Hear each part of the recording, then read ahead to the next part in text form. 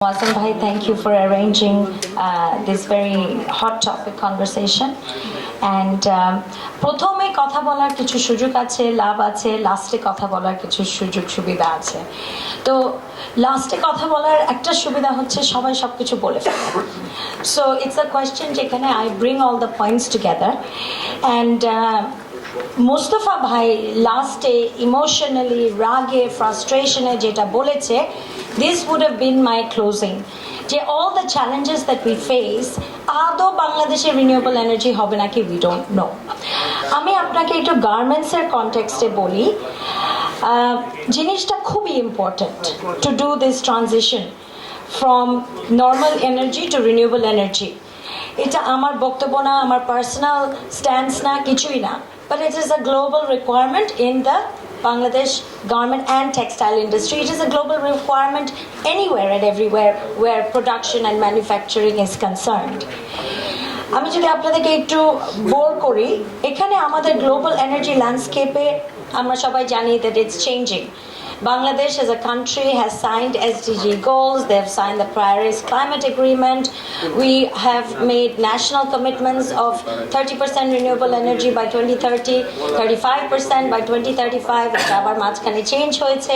এখন ফাইনালি আমার প্রধানমন্ত্রী এসে বলেছে যে উনি 10 বছরে 10,000 মেগাওয়াট বোধহয় উনি 5 বছরে উনি রিনিউয়েবল এনার্জি চায় by 2030।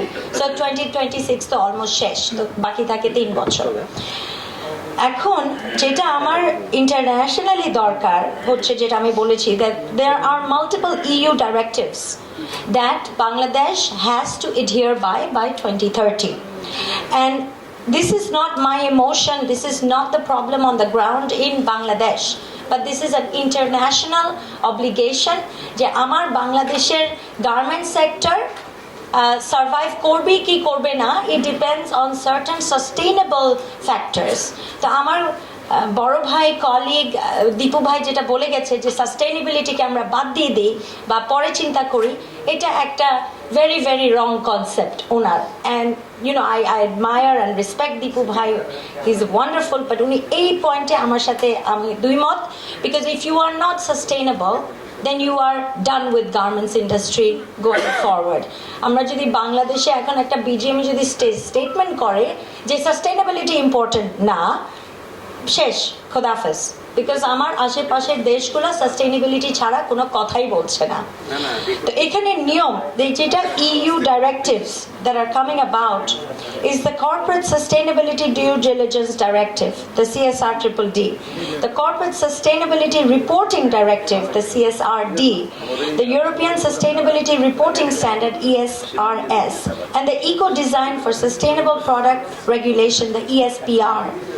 Then there are UK regulations, the Competition and the Market Authority, CMA, the Green Claims Code, and the Streamlined Energy and Carbon Reporting Framework, the SERC. There's the Digital Product Passport, the Digital Product Passport, DPP, which will come into enforcement starting 2028, requiring product level sustainability reporting.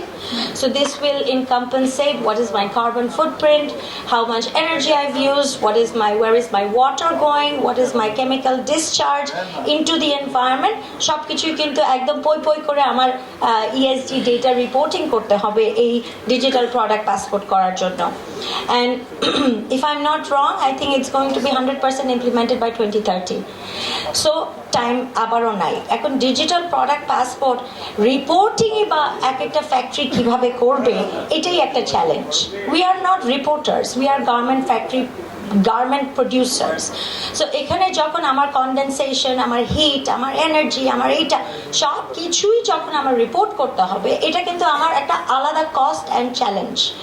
So এটার জন্য Bangladesh garments BGMEA, আমরা GIZ এর সাথে কাজ করি, আমরা বিভিন্ন অর্গানাইজেশনের কাজ করছি, আমরা বিভিন্ন এমবেসিদের সাথে কাজ করছি to find out how to create this reporting system. এটাই একটা challenge.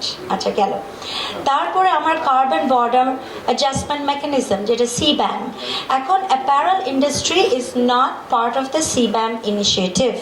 However, as we are going to graduate into an LDC country status, এই CBAM-টা কিন্তু, you know, everybody knows that we have our European everything but arms tariff position in trade with the EU.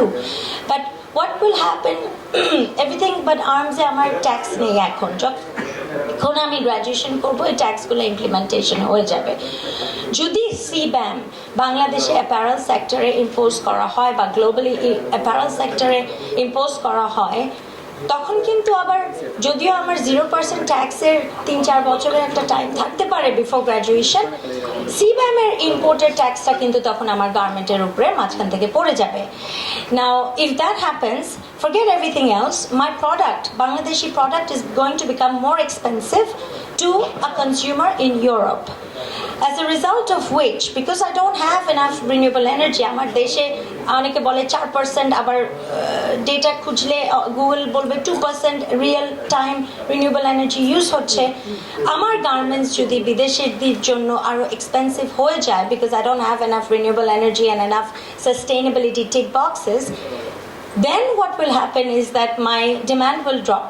If that happens, then my garment sector, কত বছর ধরে শুনে আসতেছি 20 billion by 50 billion by, আমার মনে আছে 2013 সালে আতিক ভাই যখন প্রেসিডেন্ট ছিল BGME এর, উনি বলছিল 50 বিলিয়ন বাই 2020। ওই 2020 শেষ, তারপর আরো 6 বছর চলে আসছে, we are still at less than 40 billion. And I think it was last month that Vietnam crossed us for the second time. একবার করেছিল, আচ্ছা ঠিক আছে হবে, হ্যাঁ